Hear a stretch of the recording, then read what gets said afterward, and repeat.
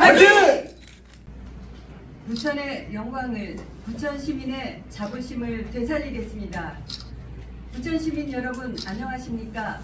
부천의 희망 충전기 제21대 국회의원 선거 더불어민주당 부천시갑 예비후보 박연수 인사드리겠습니다.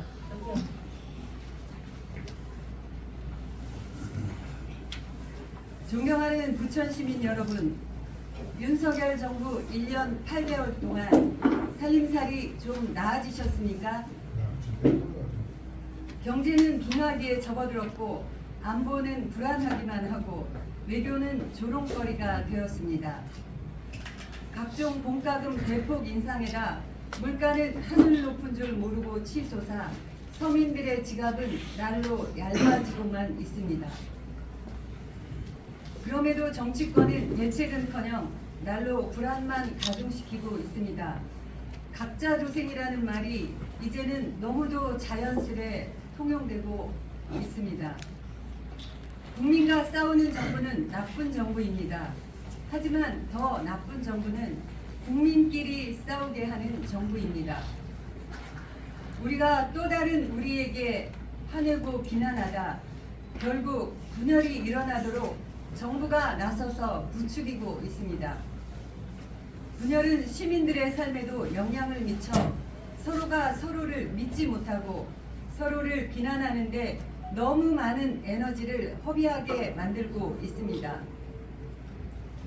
작금의 참담한 현실은 기존 정치인들의 책임 회피, 직무유기에서 비롯되었다고 생각합니다. 언론과 검찰의 기능이 정상적으로 작동됐다면 상당 부분 미연에 방지할 수 있었기에 저는 언론의 사회 비판 기능, 감시 기능이 회복될 수 있도록 하고 검찰의 과도한 업무를 슬림화해 검찰의 기능을 정상화시키겠습니다. 시민들과 소통하며 가장 많이 듣는 말이 이쪽이나 저쪽이나 정치인은 다 똑같다는 말입니다. 시민들에게 팽배해 있는 이러한 자조적인 인식이 무엇에서 비롯되었겠습니까? 이는 우리의 정치인들이 초심을 잃었기 때문입니다. 좋은 게 좋은 거라는 의식과 사적인 관계나 이익에 몰두되어 정치가 나아가야 할 방향성을 잃었기 때문입니다. 부천은 우리 지역 국회의원이 임기와도 같은 지난 12년간 회고를 거듭했습니다.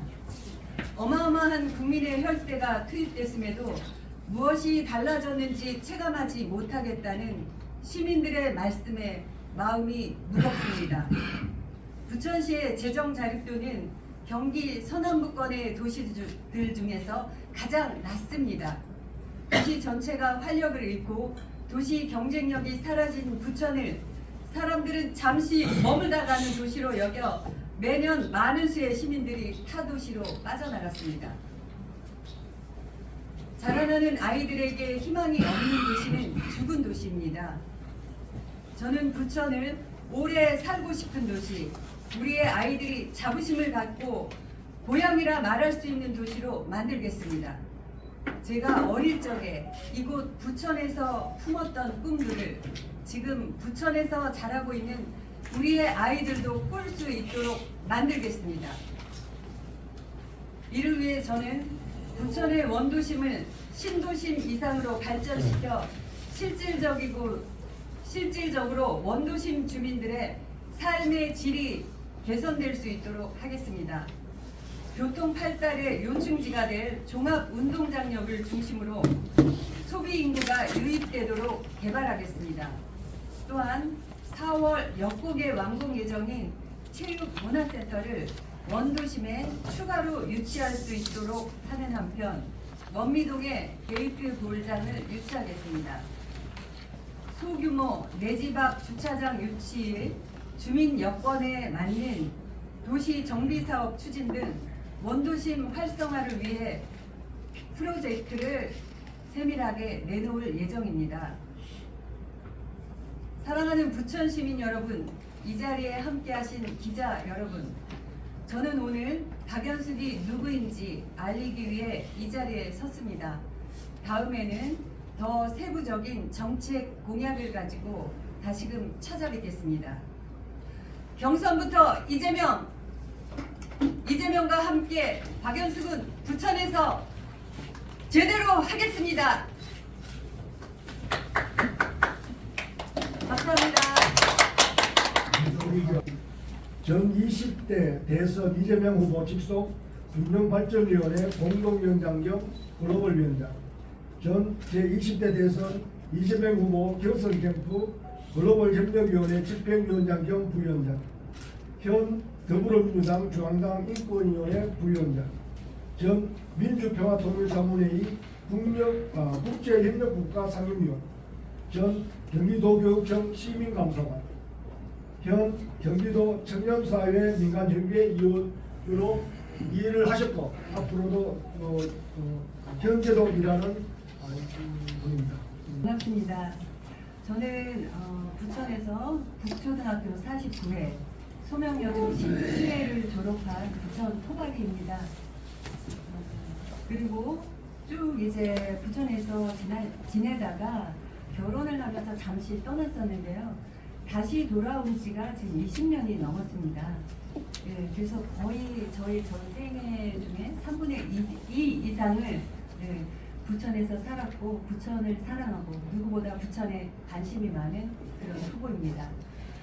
그래서 제가 다시 돌아와서 한 20여 년간 살다 보니 부천이 예전에 제가 굉장히 자부심과 꿈을 가지고 그렇게 살았던 때와는 너무 다르게 낙후가 되고 있더라고요.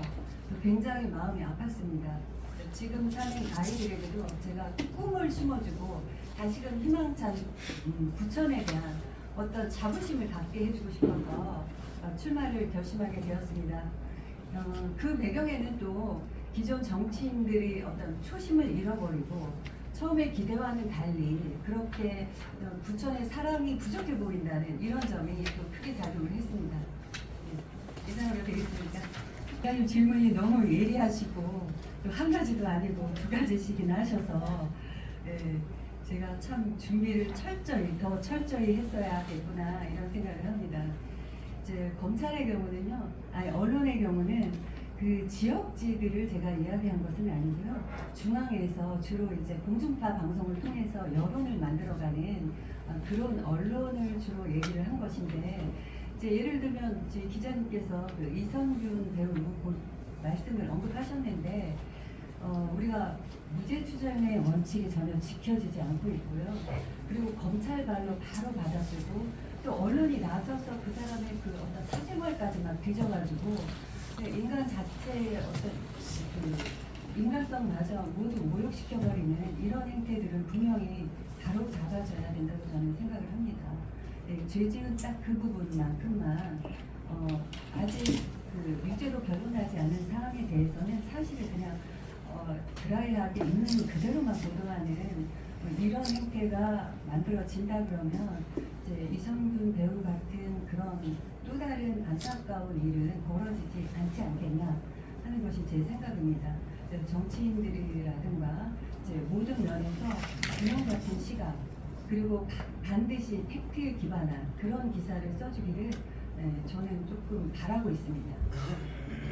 그리고 부천에서 사실 제가 부천에 다시 돌아왔을 때는 저도 아이들을 키우고 먹고 살고 하느라고 너무 바빠가지고 그 지역 정치에 참여를 해야 되겠다 이런 생각을 솔직히 하지 못했습니다. 그러다가 어느 날 보니 지금이라도 조금 나서서 누군가는 이것을 바로잡고 조금 앞으로 끌고 가지 않으면 안 되겠구나 그런 생각을 해서 한 7, 8년 전부터 제가 그래도 부천에 뭐 지역 단체에 가입을 하고 또 어떤 당에도 가입을 하고 하면서 조그만 일은 했는데요. 정말 지금 기자님 말씀 듣고 보니 제가 더욱더 분발을 해야 되겠다는 생각을 합니다.